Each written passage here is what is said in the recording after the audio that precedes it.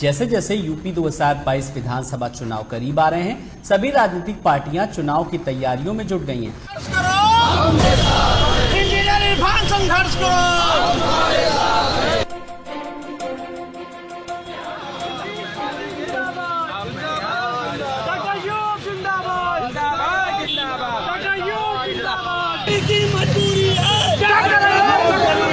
UP में 2022 चुनाव करीब है। ऐसे में अगले साल होने वाले विधानसभा चुनाव में जीत हासिल करने के लिए पीस पार्टी ने फिर से यात्राओं के जरिए समीकरणों को मजबूत करना शुरू कर दिया है। बीतों दिनों हुई लखीमपुर हिंसा मामले को लेकर सरकार से जवाब तलब भी शुरू कर दिया है। साथ ही लखीमपुर में हुई घटना पर पीस पार्टी हर मोर्चे पर सरकार के खिलाफ जमीन पर उतरेगी। आज बाराबंकी में संपूर्ण यात्राओं से पीस पार्टी के नेताओं और कार्यकर्ताओं में जोश भी भरा गया। इन यात्राओं के जरिए पीस पार्टी जनता के बीच सरकार की जन विरोधी नीतियों को लेकर जा रही है। पार्टी का दावा है कि इन यात्राओं से उसे जनता का खूब समर्थन मिल रहा है। यात्राओं से पार्टी के नेता इतने उत्साहित हैं कि वो साफ तौर पर कह रहे हैं कि 2022 में सीधा मुकाबला राजनीतिक मोर्चों के बीच ही होगा। पीस पार्टी के यूपी प्रभारी इरफान ने कहा कि यूपी विधानसभा चुनाव 2022 में 40 सीटें जीतने पर सरकार में हमारा सीधा हस्तक्षेप होगा। वहीं उन्होंने कहा कि सरकार में शामिल होने के बाद हम यूपी में नहीं लागू होने देंगे एनआरसी।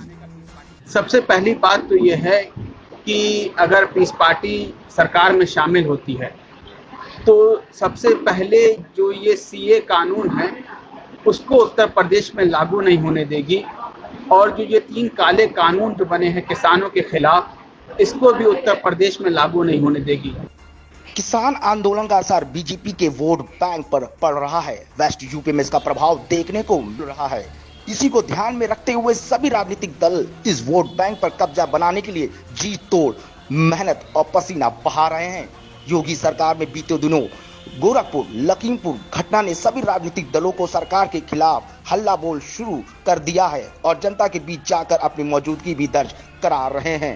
पीस पार्टी ऐसी नीतियों में बदलाव करेगी कि सरकारी और गैर सरकारी संगठनों के साथ मिलकर कैसे जो बेरोजगारी है उसे खत्म किया जाए, और पीस पार्टी के पास पूरा प्लान है कि 1 साल के अंदर 25 लाख नौकरियां, वो सरकारी भी और गैर सरकारी, और युवाओं के हाथ में काम पहुंचाने का पीस पार्टी का मकसद है। जनता से हमने ये आह्वान किया है कि पीस पार्टी को भारी मात्रा में वोट दें और पीस पार्टी को विधायकों को पहुंचाएं सदन के अंदर, और सदन में पहुंचने के बाद जो जन के मुद्दे हैं उसे पूरी मजबूती के साथ उठाने का काम पीस पार्टी करेगी।